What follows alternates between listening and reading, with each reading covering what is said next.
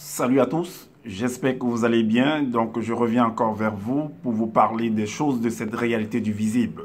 Alors comme je le dis constamment dans mes partages, que Salomon dit qu'il n'y a rien de nouveau, ce qui a été, c'est ce qui est et c'est ce qui sera encore. Et que le physique est le reflet du non visible. Et que le Créateur, par son verbe, parle tantôt d'une manière, tantôt d'une autre, et l'on y prend pour un garde. Alors, toi qui m'écoutes aujourd'hui, si tu ne prenais pas garde autrefois, dès à présent, commence à prendre garde par rapport à ce que tes yeux peuvent voir, tes oreilles peuvent entendre, tous tes sens peuvent percevoir au travers de la nature. Analyse bien la situation, retiens ce qui est bon et transmets-le à tes enfants parce qu'il est primordial de pouvoir fusionner avec le savoir afin d'avoir une meilleure visibilité des choses parce qu'il y a une formule qui dit que l'homme, la femme, l'enfant, l'être, la créature périt faute de connaissance. Alors, nos pères également, nos mères ont toujours eu à appuyer leur dit dans les temps d'autrefois et aujourd'hui et demain ce sera toujours ainsi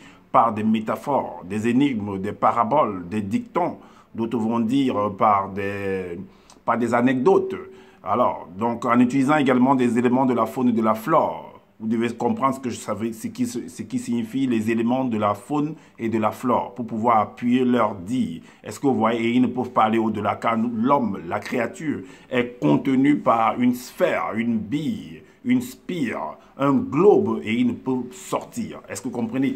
Ok, je reviens encore vers vous parce que, comme je l'avais dit, je l'avais promis que chaque fois que ce personnage qu'on appelle Zulu Lassan fait une sortie pour venir raconter pour faire une vidéo, un partage, je serai toujours devant lui pour apporter des rectificatifs par rapport à ces faux enseignements. Vous constatez par vous-même, si vous le suivez, je ne sais pas. Donc, que ce monsieur, il ne fait que raconter en fait ce qui est écrit dans les Bibles classiques. Ça prouve que son livre, soi-disant initiatique, le plus bidon, a été copié dans ce livre aussi, la Bible, est-ce que vous voyez? Sauf qu'en copiant, il a ajouté en fait ces trucs des Sawa, ces noms des Sawa, et voilà, et il a un peu trafiqué un peu certains passages, et il a également... il a refusé également de mettre certains passages également dans ce livre-ci, qui sont ces passages qui sont contenus dans la Bible classique. Il a refusé de les mettre parce qu'en les mettant, ça n'arrange pas en fait ce qu'il va venir raconter. Est-ce que vous comprenez? Mais nous allons prendre ces différents passages-là pour vous montrer en fait par rapport à ce sujet qu'il est venu parler par rapport à de Ismaël. Qui est Ismaël? Enfin, il veut nous faire comprendre que selon ce que les religieux disent, selon certaines personnes veulent s'approprier en fait la personne de Ismaël, dont on parle dans les Bibles, que c'était, d'autres vont dire que c'était par exemple un arabe, d'autres vont dire que c'était un blanc, bon, peu importe ce qu'ils vont dire, vous voyez, mais nous savons que Zola lui-même, il vient également, on va dire comme ça, il vient également réclamer la personne d'Ismaël, tout comme les autres font également que non, Ismaël c'était un noir. Mais nous savons, quand on lit, on sait que Ismaël, en fait, c'était le fils d'Abraham. Est-ce que vous voyez, selon l'histoire, c'était le fils d'Abraham. C'était le fils d'Abraham, selon l'histoire, et même le premier fils même d'Abraham. Parce que il a eu en fait Abraham avec, on va dire, c'est un peu comme la coépouse. Est-ce que vous voyez? C'est un peu comme la coépouse en fait de Sarah. Parce que elles habitaient dans la même maison, ils habitaient dans la même maison. Donc, cette histoire, en fait, c'est ce qui se passe même en Afrique. C'est ce qui se passe pas seulement en Afrique, mais dans tout le monde entier. Quand un père, par exemple, n'arrivait pas à faire des enfants parce qu'il était handicapé, vous comprenez ce que je veux dire? Ben, il allait voir son frère, son cousin, devenir, en fait, faire des enfants avec sa femme. Et ça restait dans la famille et les enfants, là, en fait, étaient considérés comme les enfants du monsieur, en fait. Du mari de la femme. Pourtant, c'était les enfants de son cousin. Pareil également du côté de la femme. Si la femme était handicapée, avait des soucis, elle pouvait faire comme Sarah a fait là également. C'est les histoires qui se produisent dans le visible. Voilà. Donc, Abraham, Ismaël, le nom qu'on donne selon les Bibles classiques, en fait, était le fils d'Abraham. Point barre. Maintenant, quant à savoir qui était, quelle couleur il avait, il veut, Zoula, en fait, veut nous faire comprendre que ben, les blancs, en fait, c'est quelque chose de péjoratif, en fait. Mais on va voir. On va déjà dans... On va voir. On va dans Actes chapitre 7. Actes chapitre 7. Un instant. Actes chapitre 7. Le verset... Actes chapitre 7. Le verset 2. Le verset 2, il est dit... Il est dit...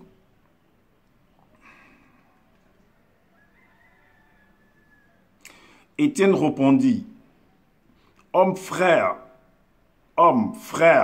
et père, écoutez, le Dieu de gloire apparut à notre père Abraham. On dit que Dieu est apparu à Abraham. Donc il fait comprendre ici, Étienne fait comprendre que Dieu est apparu à Abraham. C'est un peu comme on vient nous raconter l'histoire que Dieu est apparu en fait à Moïse, au mont Sinaï. J'ai fait une vidéo en fait pour expliquer ce que ça représente en fait.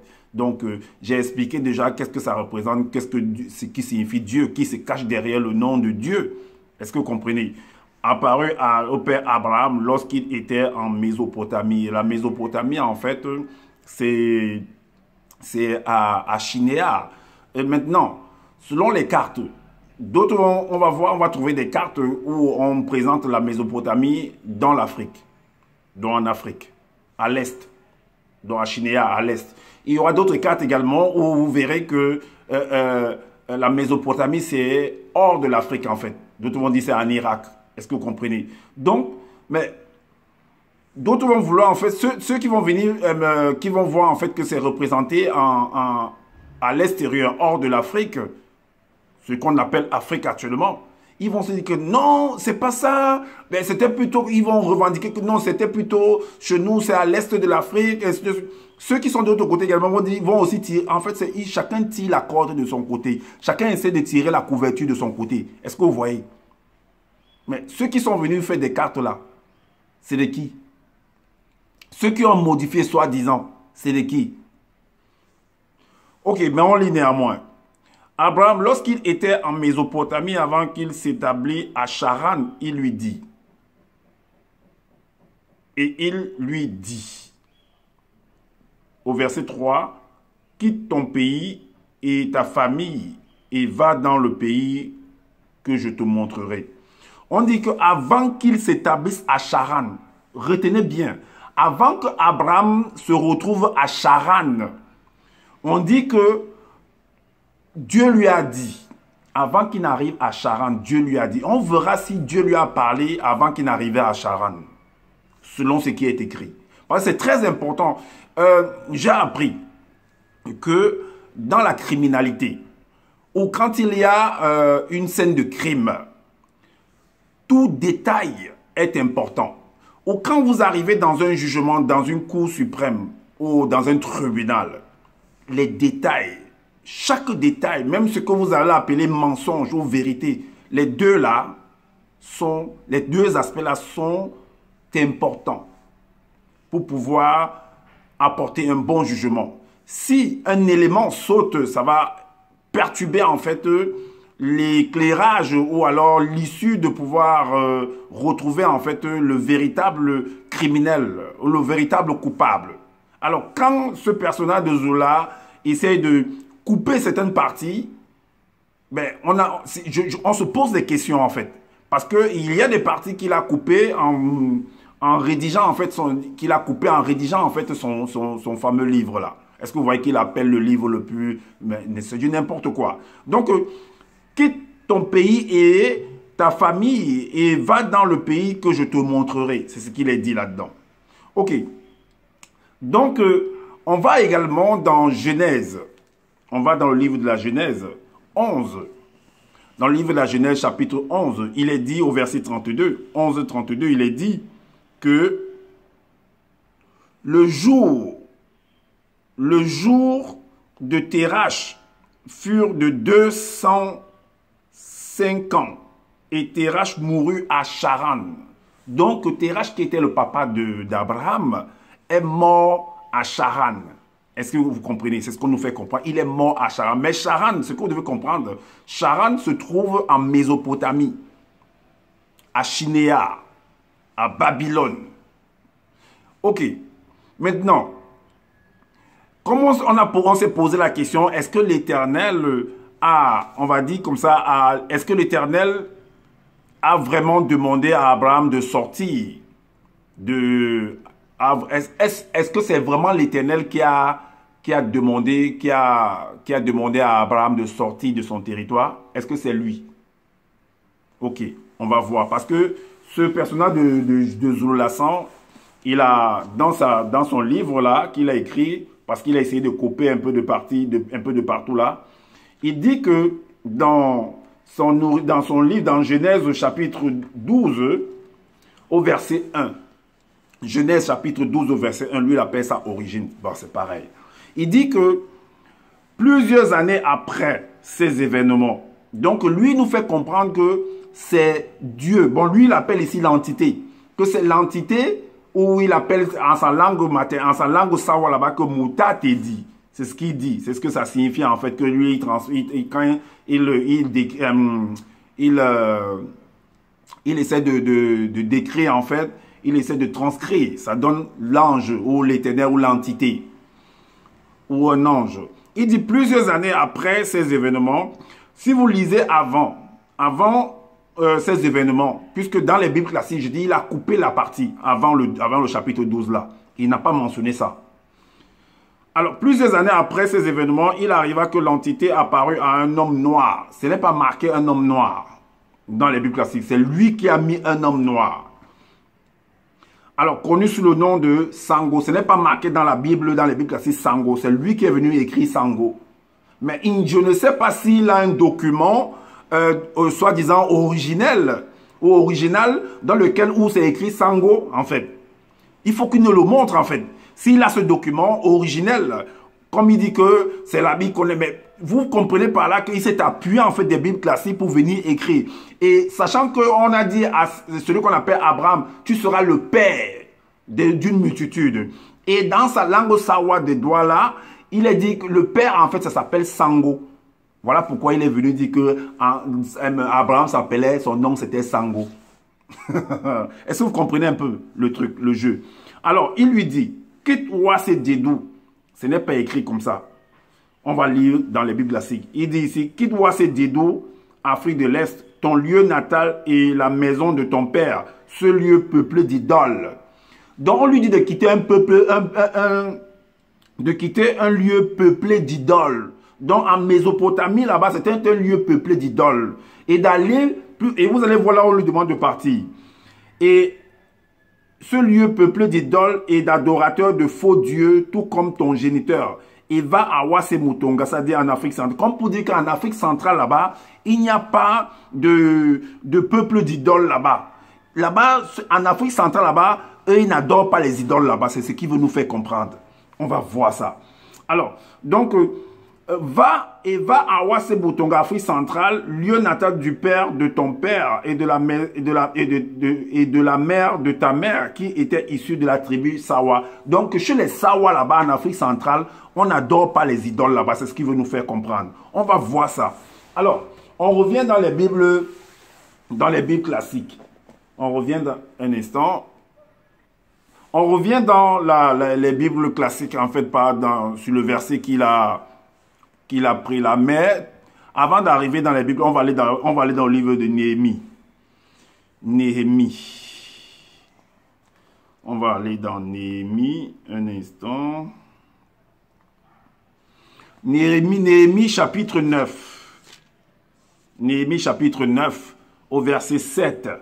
Il est dit, alors, c'est toi, éternel Dieu, qui a choisi Abraham, qui l'a fait sortir d'Ur en Chaldée et qui lui a donné le nom d'Abraham. Donc, on nous fait comprendre ici dans le livre de Néhémie que c'est l'Éternel qui a sorti d'Ur en Chaldée Abraham. On va voir ça. On va vérifier par nous-mêmes si c'est ce qui est, si c'est vrai. Parce qu'il faut, c'est ce que l'autre ne nous dit pas en fait. Ce personnage de Zola ne nous dit pas. On va donc voir si c'est réellement cela. Si c'est lui qui l'a vraiment sorti de là. Ok, on va dans Genèse chapitre 15. On va dans Genèse chapitre 15. Chapitre 15. Genèse chapitre 15.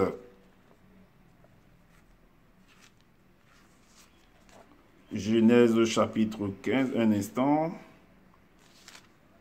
Chapitre 15, verset 7.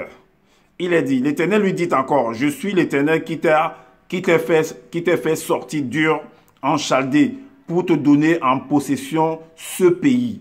Donc l'Éternel, il a dit que c'est l'Éternel qui a sorti. Mais ce monsieur-là, il n'a pas écrit ça comme ça là-bas. Hein? Alors que c'est lui qui l'a fait sortir d'Ur. Ok, on va donc aller dans Genèse au chapitre 11. Au chapitre 11, le verset 31. Vous allez voir quelque chose. Ça, c'est avant le chapitre 12. Parce que au chapitre 12 qu'on a lu dans sa Bible là-bas, dans son livre là-bas, on dit que c'est l'Éternel qui lui a demandé de sortir de son lieu, de sa terre natale, lieu de là où son père est né, d'aller plutôt là où, dans l'autre, à Ouassé central là-bas. Est-ce que vous voyez? Mais par contre ici, dans Genèse chapitre 11, au verset 31, il est dit, Térach prit Abraham, dont le père a pris son fils, et Lot, fils d'Aran, fils de son fils, et Saraï, sa belle-fille, femme d'Abraham, son fils. Ils sortirent. Ça, c'est au chapitre 11. Ils sortirent. Mais, par contre, avant ce chapitre, après ce chapitre-là, on nous fait comprendre, comme on a lu dans Néhémie, on a lu dans Genèse 15, que c'est l'Éternel qui a dit à Abraham, qui a sorti Abraham d'Ur et en Chaldée. C'est ce qu'on nous fait comprendre, que c'est lui qui l'a sorti de là. Mais par contre, ici au verset 11 du chapitre 11, au verset 31 du chapitre 11 de Genèse, on nous fait comprendre que lui, par contre, Zola, lui n'a pas mentionné ça dans son truc, il a coupé cette partie-là. On nous fait comprendre que c'est Térach, c'est le papa qui est sorti avec son fils. Et Lot et sa belle-fille. Alors, ils sortis ensemble d'Ur en Chaldée. Donc, si on veut bien comprendre, ça veut dire que Abraham a pris la place de son père. Donc, si on veut faire un remède, donc, comment c'est fait qu'on vient, c'est Abraham qu'on est venu dire, et puis c'est son père qui le fait sortir. Donc, c'est plutôt à son père on aurait dû dire de sortir. Mais là, au verset 12, on nous dit plutôt que, chapitre 12, le verset 1, on nous dit plutôt que c'est à Abraham qu'on a dit qu'il sorte. Donc, ils sortirent ensemble d'Ur en Chaldée pour aller au pays de Canaan. Pour aller au pays de Canaan. Et vous allez vous rendre compte que même à Abraham, l'Éternel lui a dit, quitte, au chapitre, l'Éternel dit à Abraham, du chapitre 12, verset 1, l'Éternel dit à Abraham, va-t'en de ton pays, de ta patrie et de ta maison de ton père et la maison de ton père dans le pays que je te montrerai. Et le pays qu'il veut lui montrer là, en fait, c'est Canaan, en fait. Or, le père d'Abraham avait déjà pris cette initiative depuis. Et ce n'est pas marqué ce que c'est l'Éternel qui lui avait dit. Voilà pourquoi il est dit ici au verset 31 du chapitre 11. Ils sortirent ensemble d'Ur en Chaldée pour aller au pays de Canaan. Au pays de Canaan. Ils vinrent jusqu'à Charan et ils y habitèrent. Donc ils ont marché, ils ont fonctionné, ils ont fait le chemin, ils se sont arrêtés à Charan. Mais maintenant, si vous voyez maintenant la distance entre l'Afrique de l'Est, la Mésopotamie, disons que la Mésopotamie et l'Afrique centrale, avec tout le bagage que Abraham avait, Zola, dis-nous un peu. Quel est le transport qu'il a emprunté pour pouvoir arriver? Toi qui connais tout, toi qui as assisté à la création, toi qui es le deuxième né, quel transport il a emprunté pour pouvoir arriver à ton Afrique centrale dont tu parles là? Quel est le transport qu'il a emprunté avec tout son bagage là? Dis-nous. Venez bavader. On connaît tout. Pour aller au pays de Canaan, il vint jusqu'à Charan et il y habitait. Voilà pourquoi au verset 32, on dit qu'il est mort là-bas. Il est mort là-bas.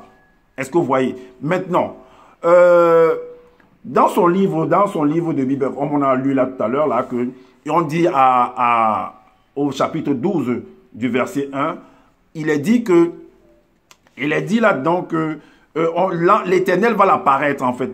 L'Éternel, ou il appelle l'Éternel, ou l'entité, ou je ne sais pas quoi, voilà, l'entité, va apparaître à Abraham, que lui il appelle Sango. Sango qui veut dire le Père. Est-ce que vous voyez? Voilà, pareil, va lui dire de quitter l'Afrique de l'Est. Un lieu peuplé d'idoles et d'adorateurs d'idoles pour aller à Ouassé Central. Est-ce que vous voyez? Mais Ouassé Central, pour aller là-bas, là où Abraham habitait en Mésopotamie là-bas, c'était dans quelle province? C'était dans quel département? C'était dans quel village ou dans quelle ville? Dis-nous. Il habitait dans quelle ville, dans quel département, dans quelle province? Toi, je te demande, je te pose la question, toi, Zoula, toi le connaisseur, le seul enseignant. Il habitait dans quel département, dans quelle province, dans quelle ville, dans quel quartier, dans quel village pour pouvoir quitter? Et comment il a fait pour transporter tous ses brebis, toutes ces richesses qu'il avait pour pouvoir se déporter à Ouassé, comme tu appelles, si c'est Afrique centrale? Il a apprêté quel moyen de transport? Dis-nous. Alors, tu dis que c'était un lieu d'idole, qu'on lui a demandé de quitter là-bas, que c'était un lieu d'idole, en fait de se rabattre dans un lieu où il n'y a pas d'idole, d'idolâtrie. Mais, on va se rendre compte, c'est paradoxal quand même. Vous allez vous rendre compte que le lieu où on lui demande de quitter, que c'est un lieu d'idole, son petit-fils, quand il aura des difficultés, sa maman va demander au petit-fils de cet Abraham-là d'aller se cacher dans ce peuple-là, encore, dans ce territoire-là. Que lui, Zoula vient dire que c'était un lieu d'idole. Alors, parce que le petit-fils d'Abraham, là, c'était Jacob.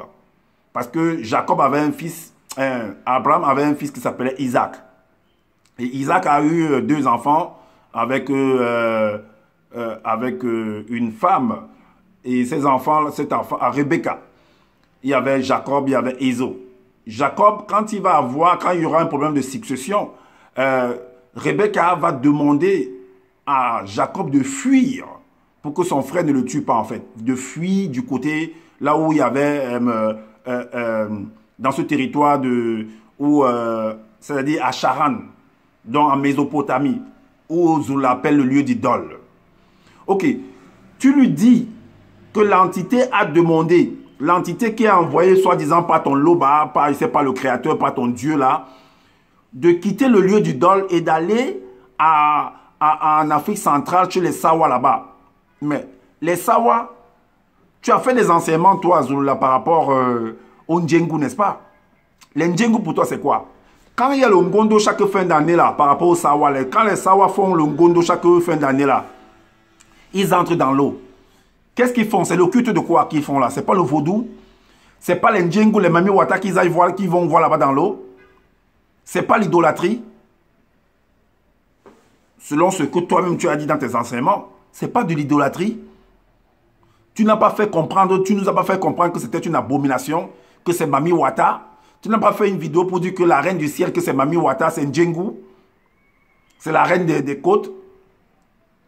Alors, donc, on demande, ton entité là demande à Abraham de quitter un lieu d'idole pour aller embrasser à nouveau un lieu d'idole. Donc, tu veux nous dire qu'en Afrique centrale, là-bas, il n'y a pas l'idolâtrie là-bas?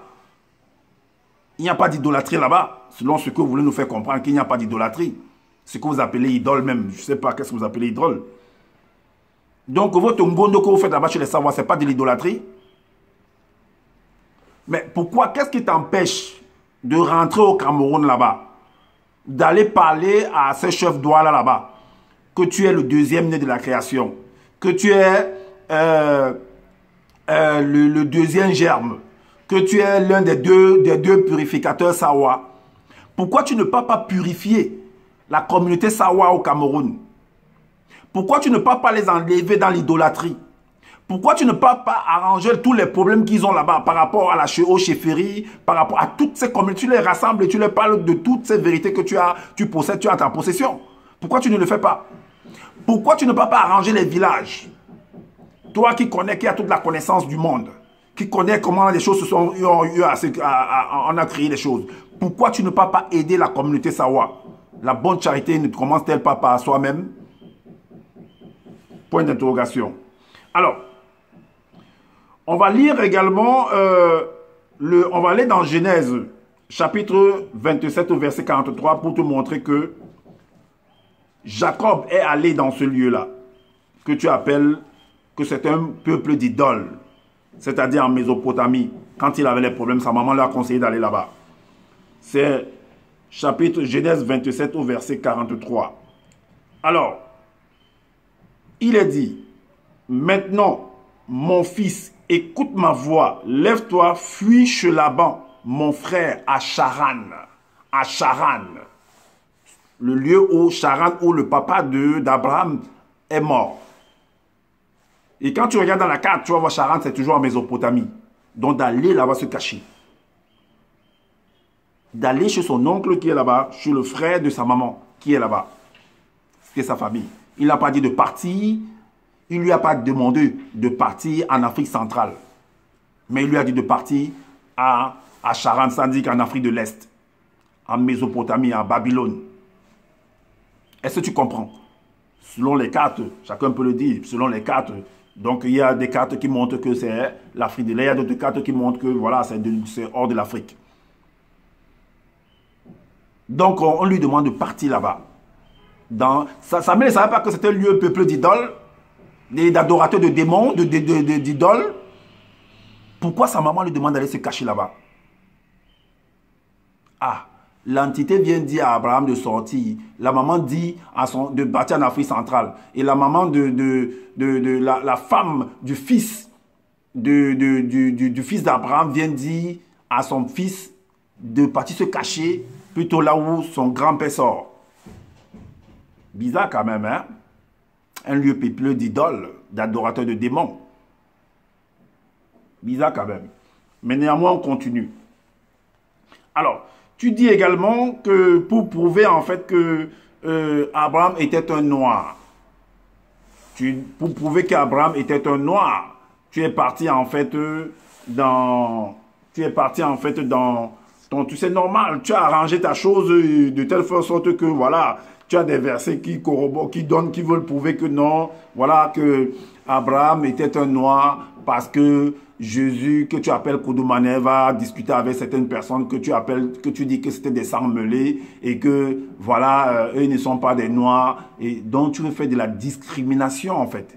Ça, c'est de la discrimination, de l'apartheid. Est-ce que tu vois? Pareil comme en Afrique du Sud, c'est ce que tu es en train de faire dans ton livre, en fait. La séparation des choses.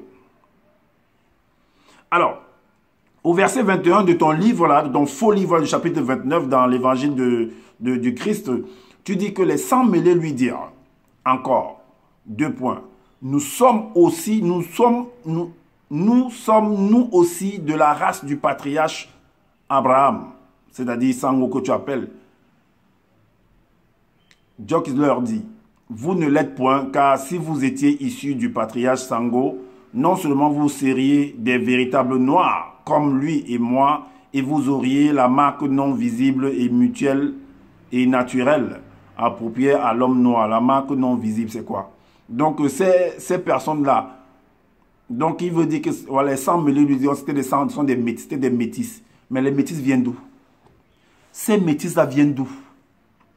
Que ton Jésus ou bien ton Koudoumane ou ton Djok qui s'appelle là en train de vouloir ségréguer là, en train d'appliquer la ségrégation avec eux.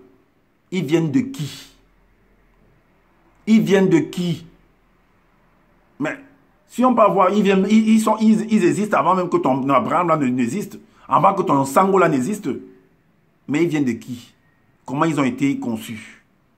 On va toujours aller dans ton livre pour voir. On va aller dans ton livre pour voir ce que toi-même tu as encore venu rédiger.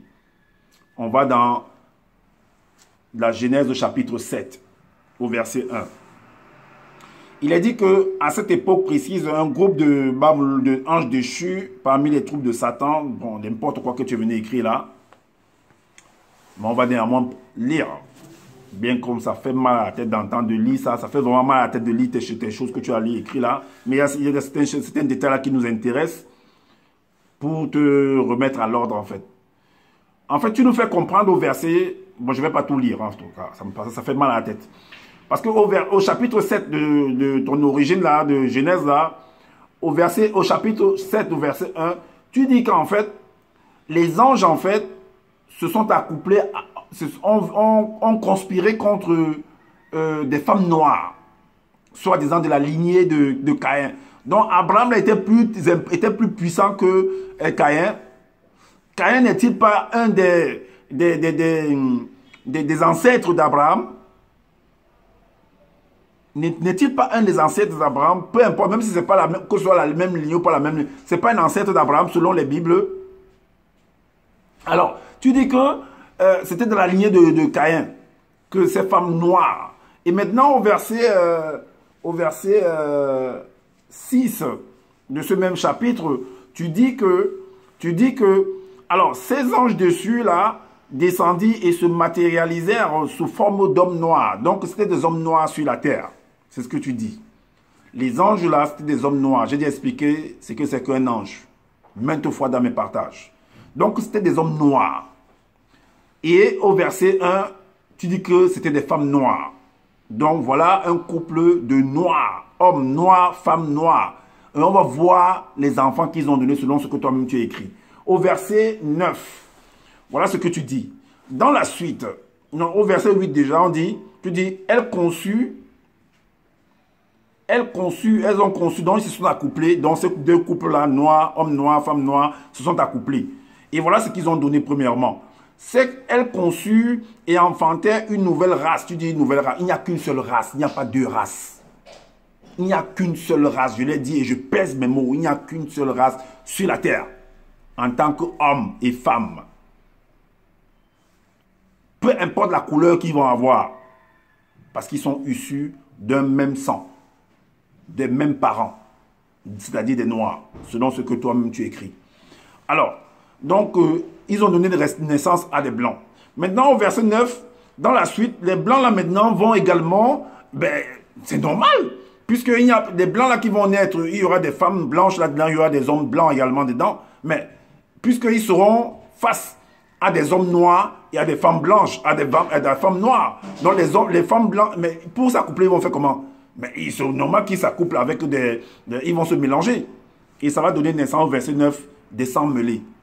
C'est toujours issu des noirs. Et c'est ça que vous venez nous raconter que au verset 9, au chapitre 9 de ton truc de Koudoumane là-bas, que tu viens raconter des bêtises que non, si vous étiez des enfants issus d'Abraham, vous seriez des noirs. Ah bon? Donc ces enfants-là, ils sont tombés du ciel. Ce ne sont pas les enfants des noirs. Selon ce que toi-même tu as écrit là. C'est comme ça que vous venez embrouiller les gens. Vous pensez qu'on ne va pas vous détecter. Alors, tu vas dans le livre de Tobit. Tu vas dans le livre de Tobit, au chapitre 7, dans ton même livre là. Tu vas dans le livre de Tobit. Qu'est-ce que tu dis? Dans le livre de Tobit, tu prends en fait le chapitre 7. Le chapitre 7, le chapitre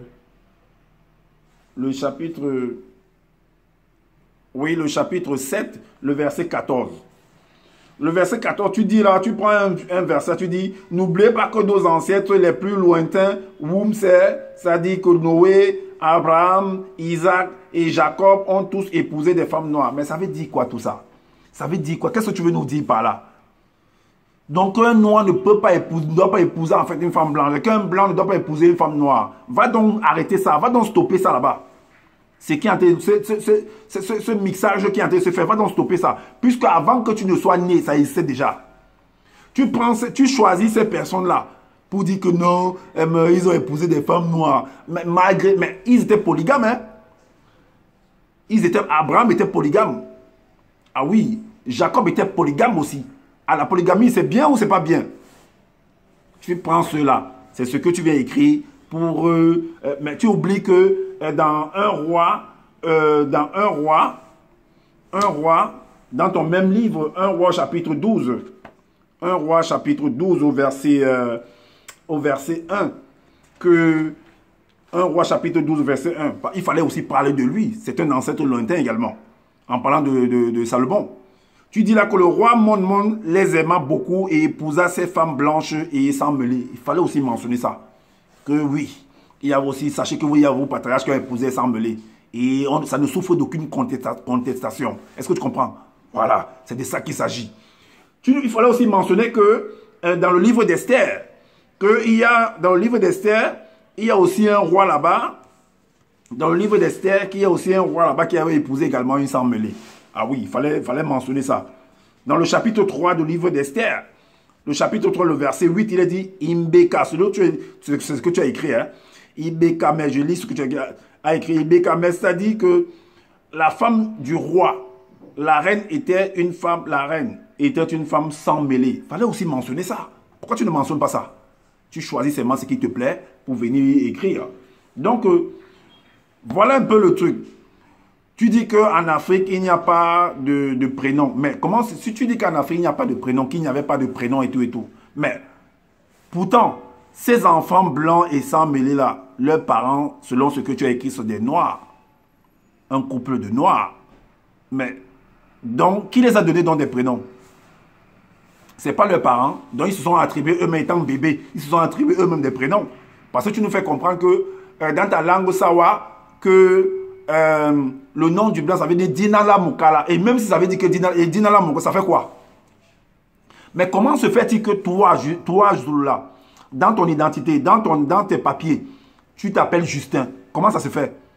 Toi, deuxième né de la création. Toi, l'un des deux purificateurs Sawa. Toi, qui as assisté à toute la création tout entière. Tu viens naître, tu as un nom, tu as un prénom des blancs. Comment ça se fait?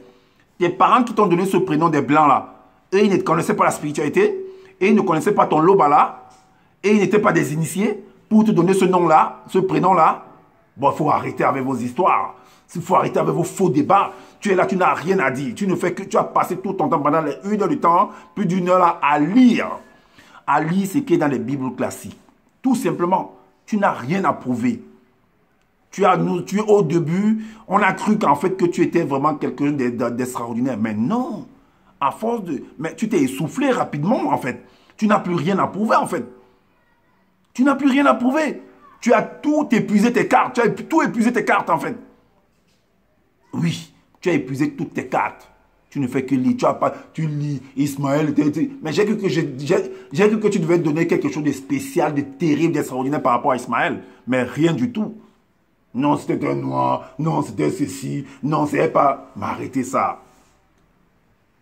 Tu dis également que Wase signifie... Wase ne signifie pas... Wase ne signifie pas... Tu dis que Wase signifie Afrique. Que Wase signifie Afrique. Wase... Mais Wase, quand tu traduis en Sawa, ça veut dire la terre. La terre et non l'Afrique. Parce que la terre n'existe pas seulement au Cameroun. La terre, c'est partout. Est-ce que tu comprends? Donc, Wase ne signifie pas Afrique. Arrête de mentir. Et maintenant, tu donnes en fait la descendance tu donnes la descendance d'Ismaël, mais en passant par Isaac, que tu appelles Yololo, tu dis qu'il habitait à Djandisse, ça dit qu'à Canaan, et c'est en Afrique centrale. Et quand tu viens sur Ismaël, tu bloques. Tu ne sais, tu réfléchis ce que tu vas dire. Parce que Ismaël n'était pas en Afrique centrale. Ismaël, tu as écrit, on va lire ce que tu as écrit. On va lire ce que tu as écrit. Voilà. On va lire ce que tu as écrit dans Genèse 26. Dans Genèse 26, au verset 16. Voilà ce que tu as écrit. Senga, que tu appelles Ismaël, fut l'ancêtre des peuples noirs puissants qui vivaient au milieu. Ça, c'est toi-même qui as écrit ça. Puissant. Tous les peuples sont puissants, mon ami. Je te dis et je pèse mes mots. Tous les peuples qui existent sur la terre sont puissants. Donc, c'est pas parce que tu vas venir écrire puissant que ça va essayer je sais pas, d'émerveiller, d'enjoliver la chose. Laisse ça. Senghor fut l'ancêtre des peuples noirs puissants qui vivaient au milieu et près des déserts. Quel désert? Sois précise de quel désert? Quel désert? Même au Cameroun là-bas. Mais il y a le désert au Cameroun, hein, tu sais pas ça? Le nord. Il y a le désert au nord là-bas. Dans tous les territoires qui existent, il y a le désert. Ça dépend de l'ampleur du désert. Ça dépend de l'ampleur du désert. Est-ce que tu comprends? Mais dans les Bibles classiques, quand c'est bien écrit là-bas. Sauf que toi ici, tu as coupé la partie là. Tu as seulement écrit des déserts parce que tu crois que tu es trop rusé. On va aller dans les Bibles classiques. Et on va clôturer avec ça. Donc, dans Genèse chapitre 25, on va clôturer avec ça. Dans Genèse chapitre 25, à partir du verset 12 à 15, il est dit, voici la postérité d'Ismaël, fils d'Abraham, qu'Agar, l'égyptienne servante de Sarah, avait enfanté à Abraham. Mais égyptienne, on sait là où l'Égypte se trouve, au nord de l'Afrique. Et il y a beaucoup de déserts en Afrique, en Égypte. Il y a beaucoup de déserts là-bas. Et il est allé du côté de sa maman. Il est parti du côté où sa maman est. Il a suivi sa maman. Alors, il est dit que voici les noms des fils d'Ismaël, par leur nom, selon leur génération: Nebadjob, premier-né d'Ismaël; Kéda, Abil, Mibsam, Mishma, Douma, Massa, Hadad, Tema, Jétu, Nafish et Kedma. Est-ce que vous comprenez? Donc, et maintenant au verset 18, il est dit, ses fils habitèrent depuis Avila. Et on sait là où Avila se trouve, c'est-à-dire Avila, c'est Avila en fait, jusqu'à Shur, qui est en face de l'Égypte. Donc Avila, c'est un peu vers le Soudan là-bas.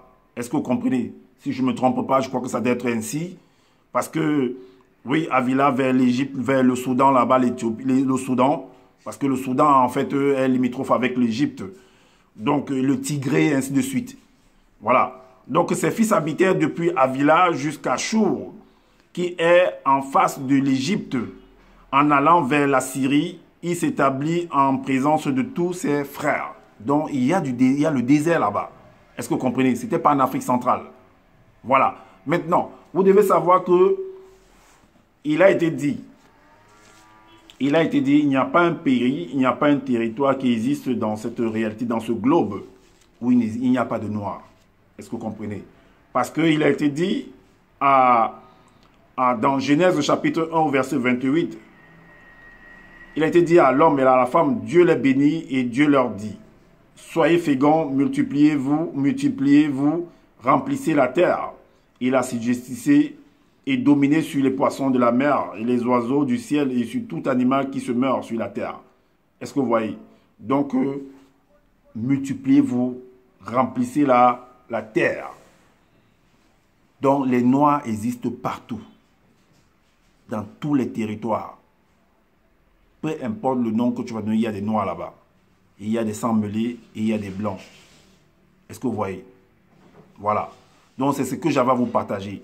Donc, ils ne viennent pas, il ne fait que lire, toujours lire.